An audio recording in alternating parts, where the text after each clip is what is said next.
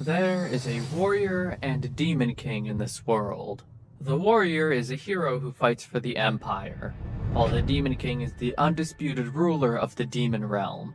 The two face each other in battle.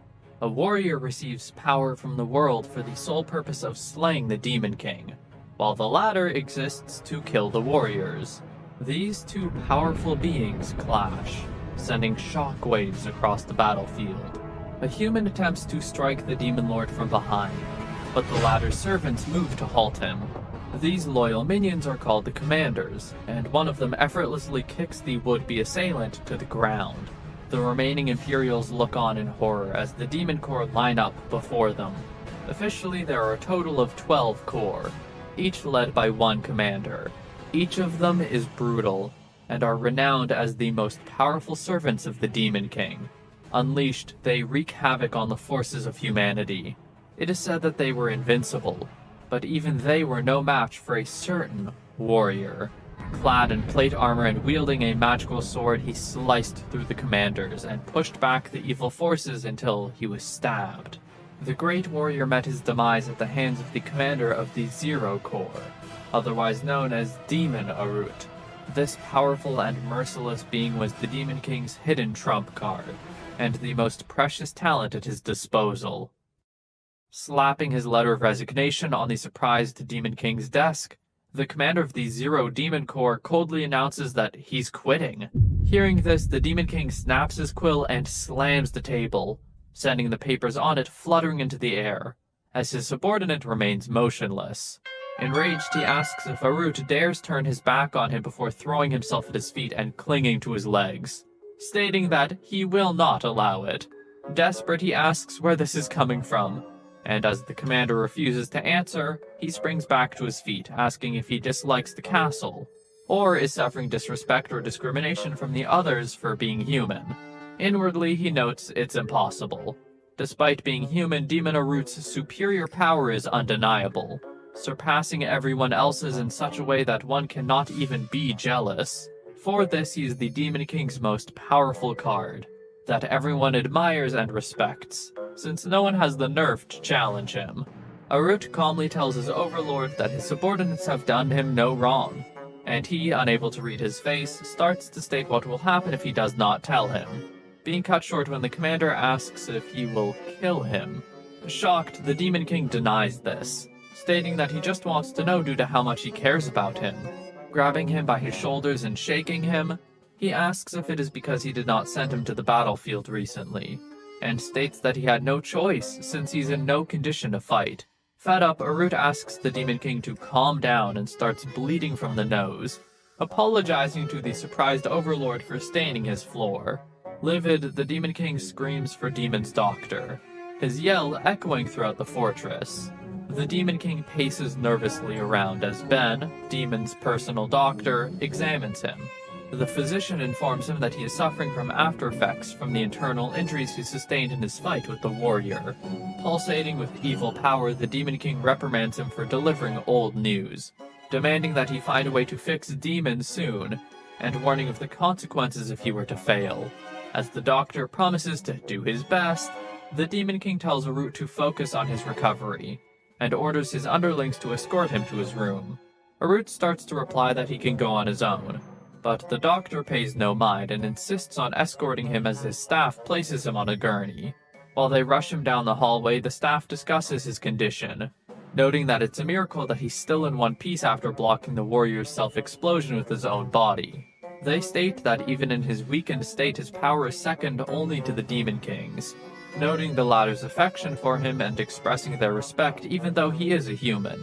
As the whispers fade into darkness, Arut inwardly admits that he is screwed. He just wanted to retire and to live a comfortable life, and was already imagining such a life with glee. But they were cooking up stories about him. As the doctors arrive at his room and tend to him, the Zero commander notes that they think he killed the warrior and is a powerful being, calling it a joke as the doctors tell him to get some rest and retire. He is not Demon Arut, but Deon Hart, and he's not that talented. In truth, He's the weakest person in the Demon King's castle. Time later, a demon maid flinches while retrieving an empty glass from Deon's room. The girl blushes at touching his hand, but as he bids her to leave, the oblivious Zero Commander notes to himself how she must hate him to be repulsed by a slight touch. He then points out that the Demon King does care about him, keeping a close eye on him and feeding him to speed up his recovery, being a tad too clingy. Despite being the sole human of the demon realm and collapsing from a little stress due to his frail complexion, he was somehow mistaken for a strong being, and appointed as the Zero Commander. He can use the after effects of the fight with the warrior as an excuse for the time being, but knows he faces certain death if the truth were to be revealed. Panicking at the thought, he realizes that he cannot stay any longer, imagining what would happen if he were to be discovered. He resolves to escape the demon realm. The door to his room bursts open as his aide Ed hurries in, returning from the human realm with a mirror cube. Deon is comfortable around him, and the demon often gets him toys from the human realm to ease his boredom. The worried aide then asks about his health, and when his commander coldly reassures him, he curses the warrior for leaving him in such a state, wondering what it will take for him to recover. Deon states that it was all his fault, but Ed insists he did it to save the demon race, and promises to make the doctor find treatment, eerily promising to torture him if necessary, before returning to his calm demeanor and telling him to get some rest. Few demons care about Deon as Ed does. Though over the top, the Demon King treats him well too, and keeps him safe, and the Zero Commander hopes he does not misinterpret the situation and do something stupid. In his chambers, the Demon King reads Arut's letter of resignation, while lamenting being unable to read his glum face. He notes that the human was like that since they first met, recalling the moment when he stood next to the slain hero while the astonished demons murmured around him, amazed that he could still stand.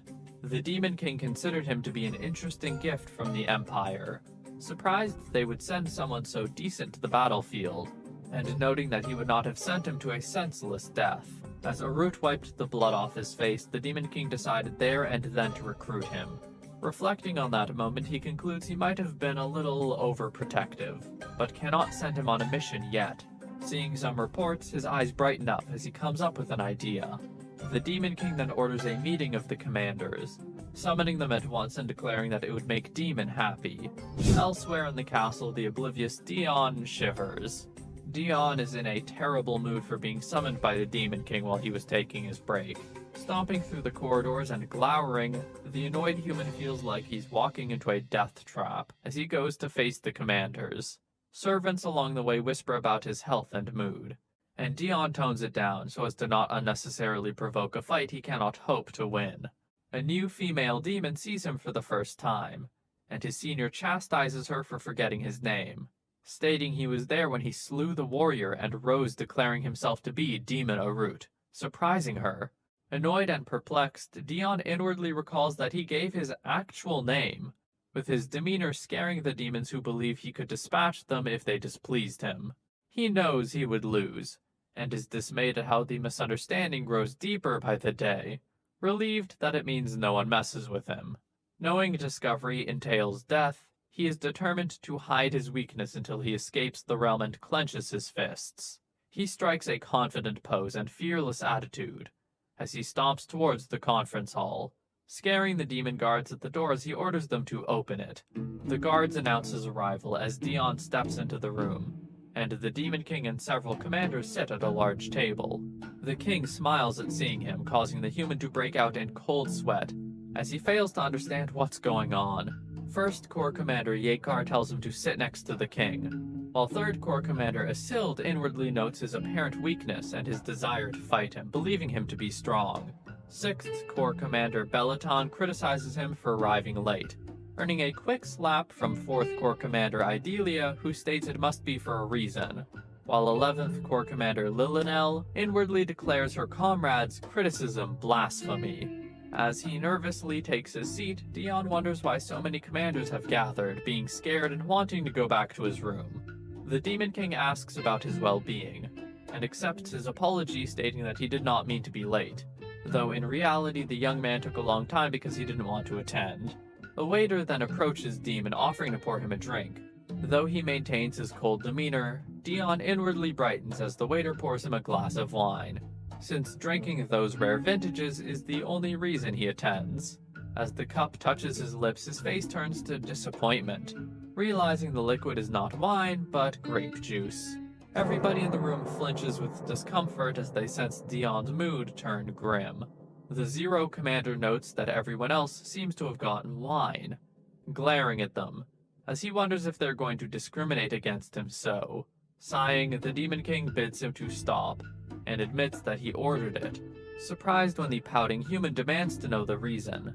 Inwardly, his anger turns to terror, as he starts to wonder if the discrimination is due to the Demon King finally figuring out he's useless, and not wishing to waste his alcohol.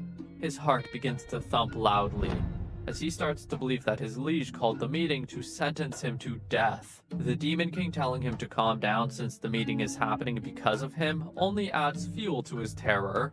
The king then asks Bellaton to give him a report, and the demon informs him that the 12th Corps has been protecting a village for a while, but at some point the number of creatures began to grow exponentially to the point that the unit is in dire need of backup. Half of the village has been decimated, and though the other half of the population has been evacuated to a larger, well-defended city, it is only a matter of time before they are attacked too. The commanders begin to murmur among themselves as the news sinks in, with some noting that creatures can be dangerous, while others consider them failures. Deon dislikes the chatter but is surprised nonetheless.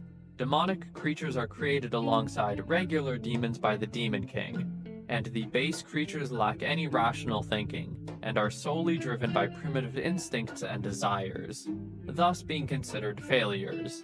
He is shocked that they managed to defeat the strong demons of the 12th Corps, but wonders what that has to do with him. Bellaton continues his report, noting the huge number of creatures and the mystery as to their origins, but the Demon King considers it normal, since the warrior that usually dealt with them has been slain. The room falls silent as realization sinks in, and they all recall that Demon slew the warrior. Livid, the young man wonders if they will use the situation as an excuse to execute him, admitting to himself that he never killed the warrior in the first place.